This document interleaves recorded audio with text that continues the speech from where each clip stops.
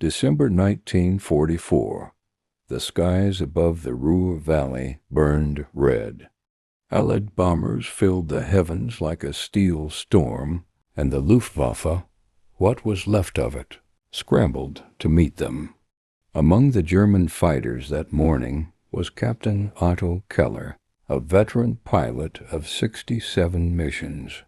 His aircraft, a Messerschmitt Bf 109, scarred and patched from too many dogfights. His orders: intercept the incoming formation at any cost. But that day fate had other plans. High above the smoke and sirens, Keller's plane took a burst of .50 caliber fire. Oil pressure dropped to 0. His engine began coughing flames. Otto bailed out, barely clearing the wing before his plane disintegrated in mid-air. He fell through freezing December wind, the sky spinning, the ground a blur. He pulled his parachute, too low, too late. When he came to, he was lying in a crater of snow and wreckage. His leg was shattered. His oxygen mask hung in tatters. Above him the roar of Allied bombers thundered toward Berlin. Then a sound he would never forget. A second aircraft, low and circling. A P-51 Mustang American. It banked once, then slowed. Keller flinched, expecting gunfire. But the Mustang never fired. Instead, it dipped its wings and circled back, lower, slower, until Otto could see the pilot's face. A young man, barely older than 20. Through the canopy, Keller saw him gesture. "Stay down." The Mustang turned, wagged its wings, a pilot's silent salute, and vanished into the gray. Minutes later, villagers found Keller and pulled him to safety. They carried him to a field hospital, where doctors amputated part of his left leg. He survived, but barely. That act of mercy from an enemy who had every reason to finish him off haunted Otto for the rest of his life. In the chaos of a collapsing Reich, there were no names, no records, only that one face behind the glass and that gesture to stay low. The war ended. Germany fell, and Captain Otto Keller, once a decorated pilot, found himself a prisoner of war in France. For 2 years he broke rocks in silence, thinking of the man who had spared him. In 1948, Keller returned to a Germany in ruins. He worked as a mechanic, then an engineer, then an aircraft instructor when the new Federal Republic formed its air service. He married, had a son, and built a quiet life in Hamburg. But some nights, when the wind howled through the trees, his wife would find him awake, staring out the window. He never told her why. He was remembering the sky, the snow, the American pilot who should have killed him, but didn't. For years, Keller carried one question. Who was he? Who was that man in the silver Mustang who had looked at him, pitied him, and chosen not to pull the trigger? Why had he done it? And did he survive the war? Keller told no one, not his wife, not his squadron friends, not even his priest. In post-war Germany, few wanted to hear stories of compassion. Mercy didn't fit the narrative of heroism or guilt. So Otto buried it. But it never stopped burning inside him. It wasn't until 1985, 40 years after the war, that Keller decided to search. He was 71, widowed and retired. He'd seen too many old soldiers die with their memories locked away. He didn't want that. He began writing letters to the U.S. Air Force Museum, to veterans groups, to aviation associations across America. Most went unanswered. A few returned polite rejections. Too long ago. Too little information. No record of such an incident. But Otto persisted. He described every detail he remembered.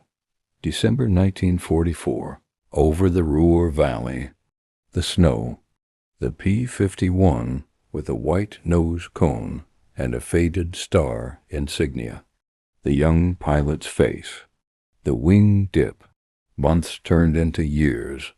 He wrote over 200 letters, each time hoping for an answer. None came. Still, he refused to give up. In 1989, a historian from a veterans publication in Texas came across Otto's story. He printed a short article titled, "A German Pilot's Mystery, the American Who Showed Mercy." It was brief, barely half a page, but it reached the hands of James Donovan, a retired P-51 pilot living in Oregon.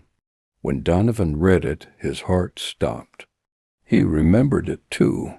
The German plane falling in flames, the parachute in the snow, the young man waving weakly before collapsing, and the decision that had haunted him for 40 years. He had seen the wounded pilot below. He had aimed, ready to fire, and then hesitated, because at that moment he'd seen not an enemy, but a terrified man trying to live. So he circled, saluted, and flew away. Donovan wrote a letter to the magazine, then to the German embassy, then directly to Hamburg. 2 months later, a reply came, in careful German handwriting. "I believe I was that pilot. My name is Otto Keller, July 1990. Keller sat in his kitchen when the phone rang. A voice on the other end, soft, trembling, American. "Otto? Yes. This is James Donovan, the Mustang pilot. December 1944, you were in the snow." Silence. Keller gripped the phone with both hands. After 40 years, the ghost had a name, a voice, a man. For a moment, neither could speak. Then Keller said quietly, "You saved my life?" And James replied, "No, my friend. You saved mine because you made me believe I wasn't a killer." They talked for hours. About the war, about survival, about guilt. Keller learned Donovan had flown 72 missions. He'd lost 2, wingmen, and spent years battling, nightmares of burning planes and falling men. He'd built a family, retired as a teacher, and never told anyone about the German pilot he'd spared. Until now. 6 months later, they met in person at an air show in Seattle, surrounded by restored Mustangs and Messerschmitts. When Otto stepped off the plane, limping slightly with his cane, Donovan was waiting on the tarmac. The 2 men locked eyes, the same eyes that had met in the skies above Germany. Neither spoke. They simply embraced, shaking with emotion. Photographers captured it. 2 old soldiers, once enemies, now crying in each other's arms. That night they talked until dawn. Otto told him about the amputation, the captivity, the long years of searching. Donovan shared his guilt over bombing raids, his lost friends, and the question that had haunted him. Did the Germans survive? Now, at last, they both had their answer. From that day forward, Otto and James became inseparable. They called each other every week. They exchanged family photos, Christmas cards, and visits. When Otto's son visited America, he stayed with the Donovans. When James's wife died, Otto flew across the ocean to stand beside him at the funeral. Their bond became something deeper than friendship, a kind of brotherhood forged not in combat, but in compassion.